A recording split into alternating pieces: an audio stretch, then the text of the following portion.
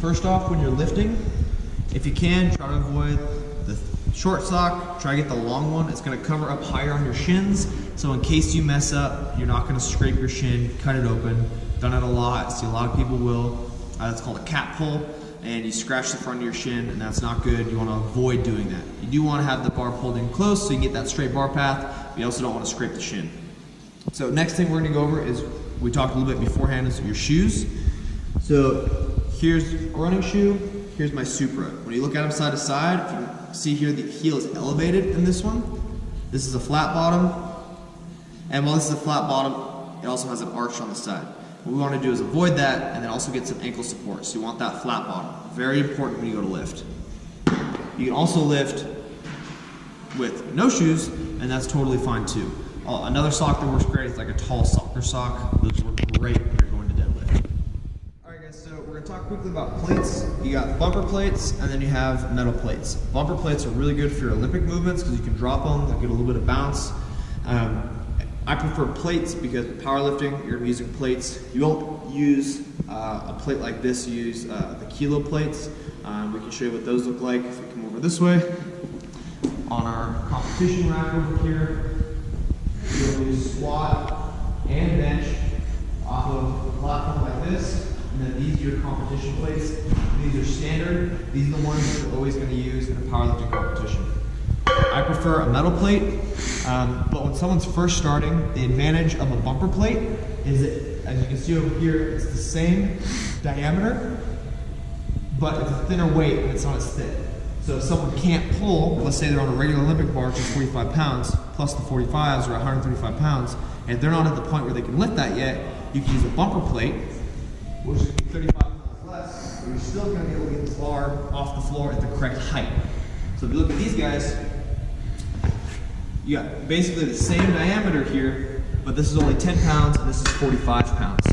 So when we go to do this, I like to start people off with the bumper plates and see where they're at and get the form down, and then we increase weight from there. Alright guys, so let's bring it in a little bit. We'll talk about the different bars. So the bar you use is going to be very important for what kind of lifting you're doing. This is our hex bar. I start everyone off on this when we're deadlifting because, as I said before, your foot position and your knees and everything, sucking the bar in, out. You don't have to be as good at it, but you can still get the base pull and figure out how to do it. You can also flip it right over and hit a deficit pull without using a bumper plate, which can be really great when you're learning how to pull off the floor correctly and keep your hips from shooting. Now, when we go to use regular bars, you have two kinds of bars. This is a standard power bar, and this is your deadlift bar. The difference is, you'll notice this guy, deadlift bar, is slightly longer, which allows for more room on our sumo pull. So when you go to pull sumo out here, you're able to get your feet out wider without hitting your feet on the plates as they drop. This guy's gonna have a studded knurling, this guy, and that's for squat and bench. You specifically want this for squat because it's gonna connect on the back and grip it so the bar doesn't fall off. Okay. This guy, if you look at the knurling, it's kind of hard to tell, but the deadlift bar is gonna have a more aggressive knurling for grip as you go to pull, which is important. This bar also has more whip in it than this bar. So as we go to pull the bar up off the floor here, the deadlift bar is going to come up higher, faster, because it's going to have more bend. You don't want that for squat or for bench. Because as you come down, it's going to bounce, and it's going to make it near impossible to push up to the top when you start getting heavier and heavier weight. It's not that it can't be done, but it's unsafe, and it's going to create instability in that lift. And we're trying to create the most stability possible. So that's why, whenever possible, I will deadlift with the deadlift bar. Hex bar is going to be if we're starting, or like I said, it's really convenient to be able to flip it over and hit it for deficits, which we'll use both. For the first part, like I said, I start everybody off with a hex bar. This is assuming they already have the mobility and the base strength to pull this plus bumper plates off the floor. If they don't, we're going to move into what we do next for them. Okay, so if someone doesn't have the strength or mobility to deadlift properly, there's a couple things we're going to do. A lot of times, if your lower back, that erector spinae is tight, I'll put someone on this to stretch it and then strengthen it. So this machine here is going to be huge, glute ham raise, or GHR as it's known. It's going to be very important for our accessory work later on and our beginning work if they don't have the flexibility. So in which case, we'll hop you up here. You'll go ahead and have your client or yourself lay down, stretch everything out, Relax it. You want to keep this back straight. We're going to pull on the way up. Hold. And then back down to stretch.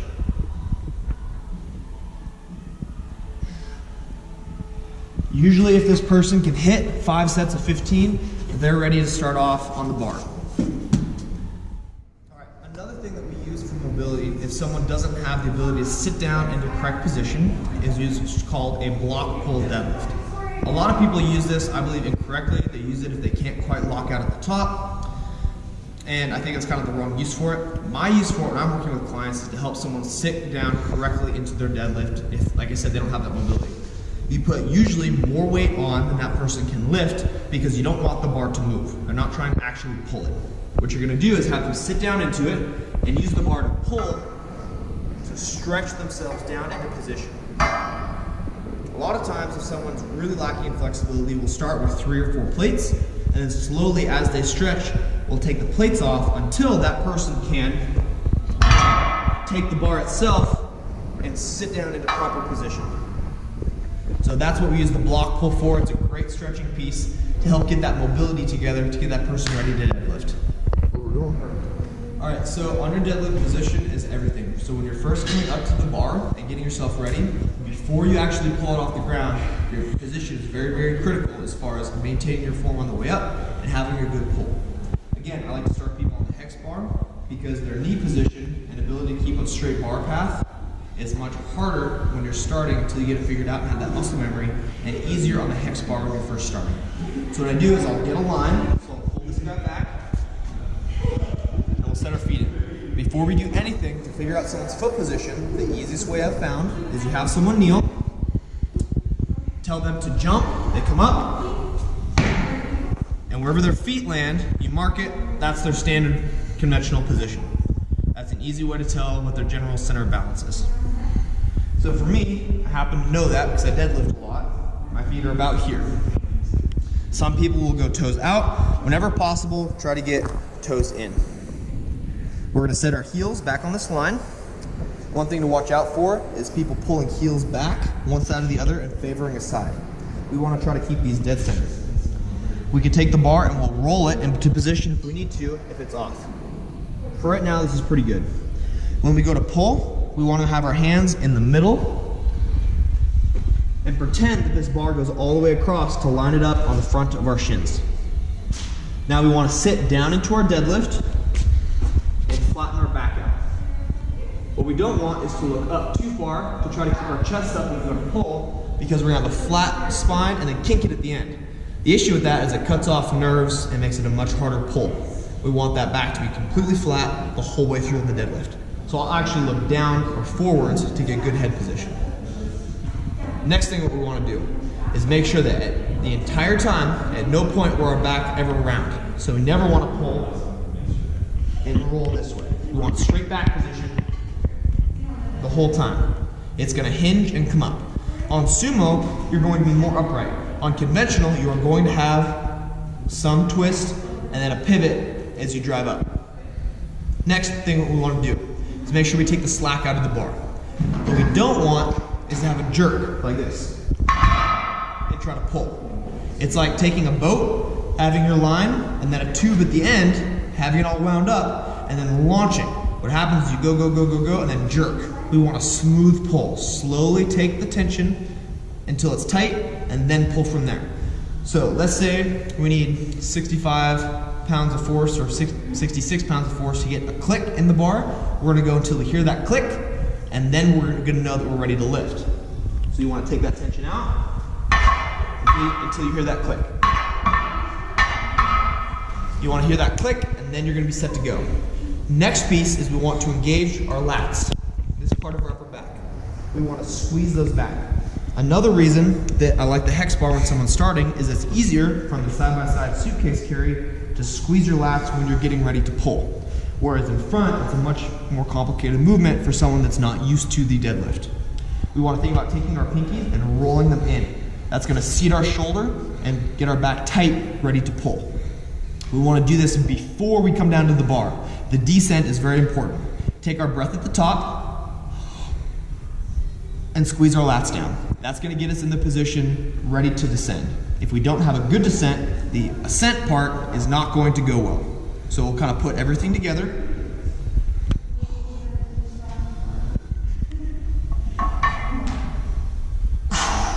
Breath out at the top, hold, and then back down. As we come down, you can drop the bar or you can come down with it. Unless we're doing negatives where we have a slow pull on the way down or a slow descent, really you're not too worried about that piece unless you're specifically focusing on it. We're worried about getting it up. Okay, a couple other pieces on our conventional deadlift. This is going to be easier on the ground and harder at lockout. So the ground is from where we are now up until about the knees. That's our ground period. And then the lockout is going to be from knees up, where we're going to really try to fire our glutes and lock our legs forwards. It's very, very important to finish that, build your glutes, as well as get a complete lift. If you're powerlifting, you have to do that in order to get lockout. So when we go to do this, make sure we fight it off the floor. Another thing I had talked about previously is if you've never done this before, the weight's not going to come up as easily as if you just curl with a 10 or a 20 or a 30, what have you. So just keep with the lift and fight all the way through it. Another piece that we want to focus on the deadlift is making sure that we pull off the ground without shooting our hips. So if we come to the side here and we watch, what I don't want to do is straighten my legs out and create a Romanian deadlift. A Romanian deadlift, or a straight-legged deadlift, which is essentially the same thing, is going to be hamstring heavy, and that is a different accessory lift, and you won't lift as much. So what we don't want to do is this. I can do that because I have the strength to do it, but it's not creating full body synergy. So what we want to do is keep our hips down and force ourselves to stay as much upright as we can as we hinge forwards. So the more correct way,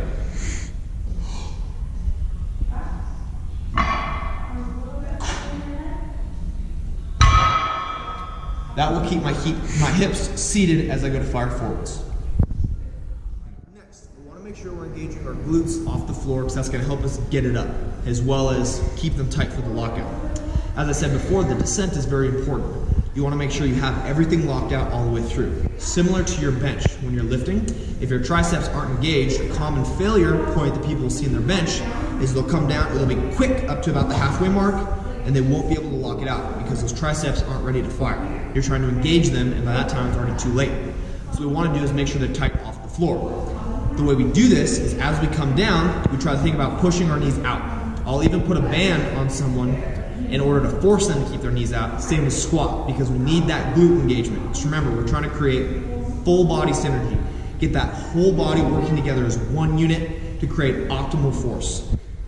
So we come down, squeeze here, and then think about forcing those knees out. On a regular bar, I'll even touch, and when I feel tension, that's when I know I'm ready to go. On a hex bar, you're not going to want to go all the way out because that's not good for our knees. We want to keep them just straight over our ankles, but we want to think about engaging our glutes and forcing them out. So we'll put it together.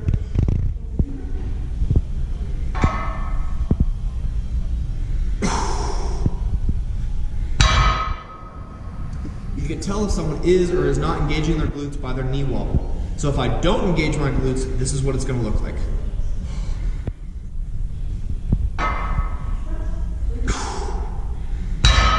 You'll notice that as my knees come up, they wobble. It's going to be the similar or same thing as when someone's squatting and they come down, your knees are going to move in and out as you're going. We don't want that. We want to create that full body synergy and get those glutes engaged.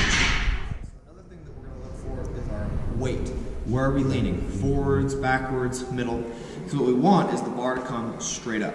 So on the hex bar, what we want to think about is the side knurling. If that bar were to go all the way through, we want it to have a straight descent or a straight ascent up. We don't want any curve. So if I'm too far forwards, or the bar is tucked in too tight and can't clear my knees, we're going to get a curved J pattern similar to like a bench, and we don't want that. So here's an example of what we don't want.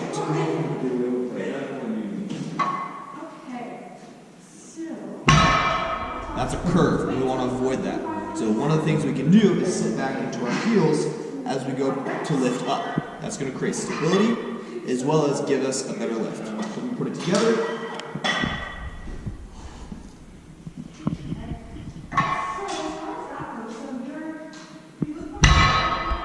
straighter path than that J curve, which is what we're looking for. I'm going to start with the client. We first address their mobility and their strength. So they're going to need the back strength as well as the hamstring strength to be able to get that basic pull. One of the first things that I do to help with that when we're on the hex bar is swap the 45 for the bumper plate like we addressed earlier, decreasing the weight by about 70 pounds. That's going to help a lot when we're first starting. The next thing that we're going to go ahead and do to assess where the strength is at is do a 5x5. So I'll run usually 5 weeks, working up to working sets of 5 sets with 5 reps apiece. When they can do that under weight consistently, then we'll consider transferring them over to a regular bar. That'll give us enough time to address their form as well as build the capacity in order to lift heavier. In general, we want to build up that lactic acid tolerance, build that learned muscle strength, and then when we're ready, we'll continue from there. All right, if you guys don't have one of these at your gym, I highly recommend getting one. This makes deadlifting and adding plates so much easier and safer, so you don't mess up your back. Just a pivot point system. You're able to drop your bar, pick it back up, and adjust your weight. If you don't have it, I highly recommend getting it. For deadlifting on your own, you can use a similar principle. Using these guys, you can toss them in your gym bag. Very, very helpful if you're going to be serious about deadlifting. So we're going to readdress the conventional deadlifts back on the bar. So this is assuming someone has the mobility and the strength to be able to pull the bar, as well as has already done hex bar style deadlifts and has got good form, they have a good pull, everything's locked in. So we're going to address this. You want to make sure your floor is even. You'll be able to quickly tell if the floor is not even because your bar is going to rotate. Wherever the bar is, you will meet the bar there. So what you don't want to do is try to set up and then be rolling the bar every which way because you're going to lose your symmetry. You want to walk up to the bar so you get it settled beforehand and then walk up to it. So I'm going to settle my bar about here. Very slightly curved aside, but I'm okay with that. Now, next thing to address is your foot placement. How far away from the bar you're going to be. For most people, you just want to suck the bar in close. What we don't want is to get so tight that as we pull, we scrape the front of our shins with the bar. So what we don't want is to be here and scrape. You're going to cut your shins, it's uncomfortable, and that's not good. So we addressed our foot position. Again, your base foot position for conventional, when I start people, is when you jump, where are your feet at? This is about where I stand. I stand maybe a little bit narrower, but that's about where we're going to be at. So we walk up to the bar, now that it's set, and then we address how close we get to the bar. That's going to be mainly dictated by the length of your femur. If you have longer femurs like myself, I have really long femurs, I'm not going to stand right next to the bar. Because as I go to pull, my knees are going to be out here, and to get a straight bar path, I have to curve up and around to get up to the top. That'll cause my hips to shoot, my back to round, and I don't have a successful lift. It's not moving straight up and down. We want to avoid that. So what you're going to do is find a happy medium. If we go too far back, we go too much quad, and it's hard to pull back. If we go too close, we're not going to be able to clear correctly. So you need to find the happiest medium in order to get the straight bar path. So for me, I'm going to be a little bit away from the bar. So walk up to about here. Now, same thing when you go to grip. I recommend everyone finds their dominant over-under grip. Double overhand can be used for RDLs, things like that. I don't use it for anything else. It is not as strong. I always go over-under. Some people use what's called a hook grip, which is where they come under, scoot in a little closer here. Their thumb is underneath here, and you hook your fingers over the top of your thumb. So from the other side, it's going to look like this. What this does is allows you to get friction of grabbing your thumb as well as grabbing the bar. I personally don't like this grip, and I use an over-under. Both will work unless you start deadlifting super heavy, and then you have to be careful of tearing this bicep, whichever side is dominant, because it puts stress here. So there's people that pull 700-800 pounds and don't have issues with it. As long as your mobility's good, you'll be just fine. So for now, always find an over-under dominant grip. With the hex bar, it's much easier to engage our lats when we're on that hex. It's harder when we're going over-under, but we still need to pull tight. So what I tell people is think about hopping up to a salute, taking a big breath, and sucking that chest up. That'll help seat your shoulders. So as we're here, engage those lats, come on down, Again, push our knees out to create that glute engagement, and then drive up. Take the slack out.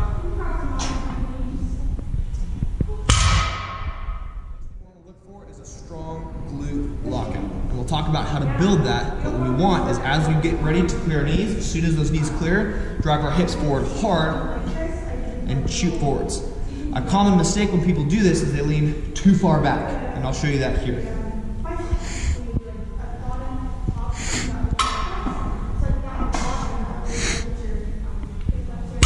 I'm coming way too far back, it's not good on my back, and you run the risk of falling backwards, especially if you're sitting into your heels.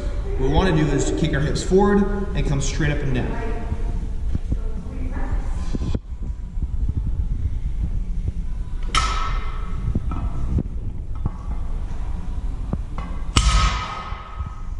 One of the most common mistakes I see people do is shoot their hips. And we talked about that earlier, you create basically an RDL. And it looks like this.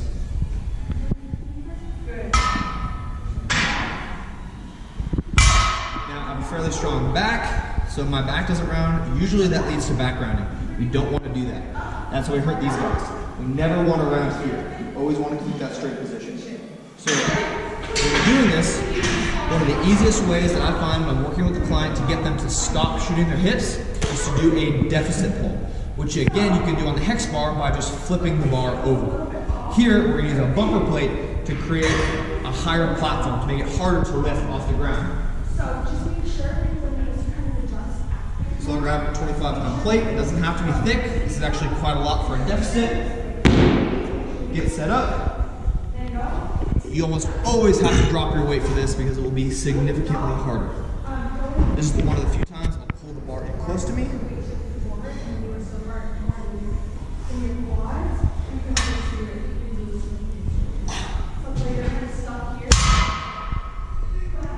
Doing the deficit pull is going to help us from shooting our hips. It's going to force us to engage our legs, so it's going to be harder to get it directly off the ground.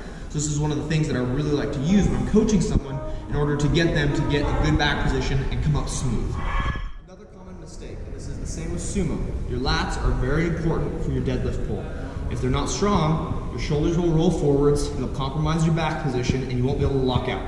Usually you'll lock out your legs too quick, and you'll be stuck here trying to roll backwards, trying to get the bar up to engage your lats. We don't want to do that. You want to keep them tight from the beginning up here, squeeze, and then drop down. That's why the descent is so important. We don't want to have that rounding. So if I were to pull,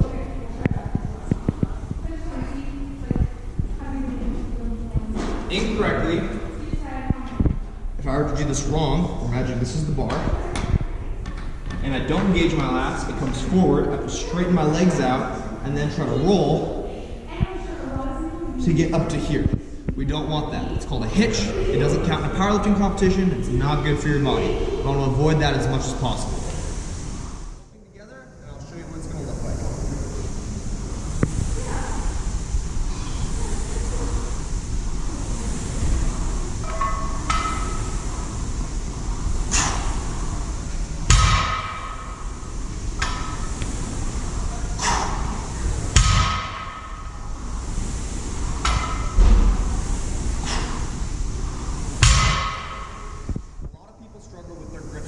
Dropping lifts. One of the easiest ways to do this is don't use wrist straps.